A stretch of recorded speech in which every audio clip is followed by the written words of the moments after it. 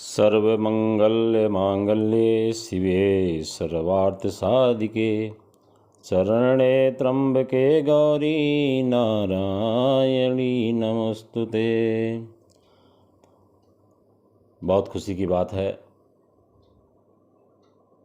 पीयूष पांडे भगवान धन्वंतरी के नाम से कौन ऐसा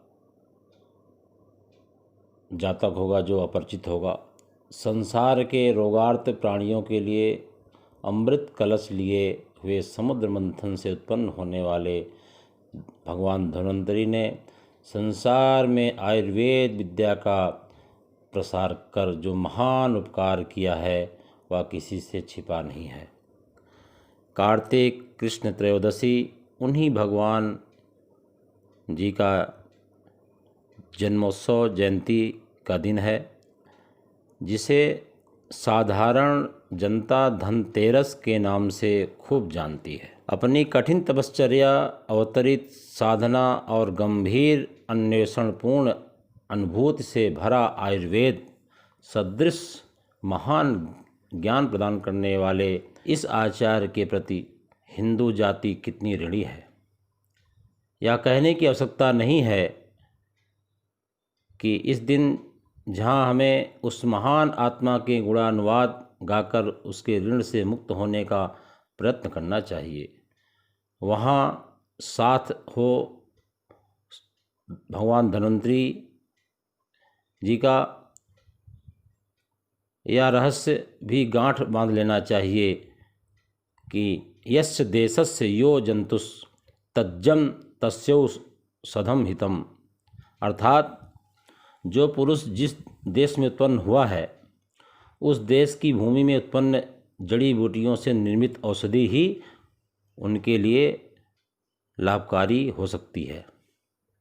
अभी तक धन्वंतरी त्रयोदशी का प्रचार मुख्यतया वैद्य समुदाय में ही है, किंतु आज जबकि रोग को समूल नाश करने वाले आयुर्वेद के उपचार की उपेक्षा कर लोग स्वल्पकालिक लाभप्रद किंतु परिणाम में दुखद पश्चात चिकित्सा एलोपैथी की तरह बुरी तरह आकर्षित होते जा रहे हैं, तब आवश्यकता इस बात की है कि भगवान धन्वंतरी की यह जयंती आम जनता में खूब धूमधाम से मनाई जाए और जनता को देसी औषधियों के प्रति प्रेम उत्पन्न करने की प्रेरणा की जाए। एक समय था जब हम जड़ी बूटियों के बारे में बहुत जानते थे, घर घर में लोग वैद्य हुआ करते थे। लोगों को सर्दी खांसी बुखार जो भी होता था घर के ही लोग उनको जड़ी बूटियों के द्वारा ठीक कर दिया करते थे।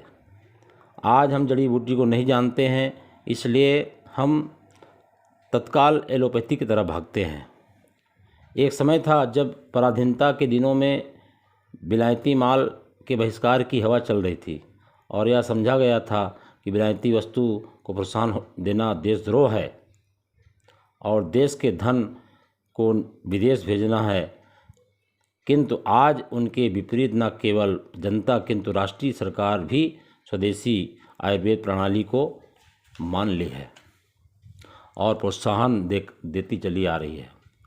बहुत खुशी की बात है कि यह धनतेरस औषधि का निर्माण का दिन होता है। उसी प्रकार से हम आज के समय में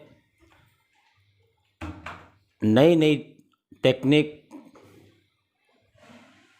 आ चुकी है, हम नई वस्तु के तरफ भी लेने की सोचते हैं कि धनतेरस को हमको नई वस्तु लेनी चाहिए और लेना भी चाहिए। इस दिन प्रदोष काल में धनतेरस एक ऐसा, दीपावली के 2 दिन पहले धनतेरस हम मनाते हैं और मनाने के साथ साथ घर की साफ़ सफाई करते हैं। घर में जितनी भी गंदगी रहती है उसको हम सब बाहर करते हैं। इस दिन प्रदोष काल में यम के लिए दीपदान करना चाहिए और नैवेद्य समर्पित करने से अकाल मृत्यु से रक्षा होती है। शास्त्रों का ऐसा वचन सर्वांश में सत्य ही है। मानव जीवन को अकाल मृत्यु से बचाने के लिए दो ही वस्तु तो आवश्यक है। पहला प्रकाश, जब प्रकाश होगा तो ज्ञान होगा, और नैवेद्य समुचित खुराक, जब व्यक्ति को अच्छा भोजन मिलेगा, अच्छी वस्तु ग्रहण करेगा तो उसका शरीर, मन, बुद्धि, चित्त सब कुछ अच्छा रहेगा। यदि यह दोनों ही वस्तु आप खुले हाथों दान दें तो न केवल आपकी किंतु सभी देशवासियों की अकाल मृत्यु से निस्संदेह रक्षा होगी। धनतेरस को हम सब यही कामना करते हैं कि कोई व्यक्ति स्वर्ण, कोई चांदी, कोई जवाहरात, कोई वाहन, कोई इलेक्ट्रॉनिक सामान, माने जो भी आपको आवश्यकता होती है इस दिन धनतेरस को खरीदना चाहिए। इस दिन का जो मुहूर्त है बहुत ही अच्छा मुहूर्त है। यह मुहूर्त सुबह 10 बजे से स्टार्ट हो जाता है और रात को 10 बजे तक मुहूर्त है। बहुत अच्छा मुहूर्त है। आप लोग अच्छे से धनतेरस के दिन वस्तु घर लाइए और आपके घर में सुख, समृद्धि, शांति, सफलता प्राप्त होगी। यही हमारी शुभकामना है जिज्ञासा ज्योतिष तरफ से। मैं पंडित रविंद्र शास्त्री।